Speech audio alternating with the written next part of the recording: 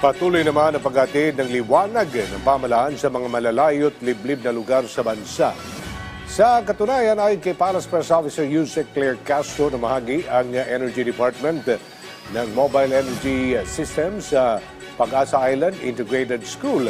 Ang MES ay isang renewable energy source na ginagamit para sa microgrids ng iba't ibang negosyo, health facilities, paaralan at kahit mga tahanan. At bukod dyan, binigyan din ng paaralan ng 10 parol na gawa ng iba't ibang test centers sa bansa. Upang masiguro ang liwanag sa mga paaralang hindi maaabot na enerhiya, namahagi ang Department of Energy sa pangunguna ni Secretary Sharon Garin ng Mobile Energy System para sa Pag-asa Island Integrated School. Kasama nito ang 10 test na parol mula sa 10 iba't ibang probinsya sa bansa. Sa administrasyon ni Pangulong Marcos Jr., lahat ng kabataan ay may aasang maliwanag na kinabukasan.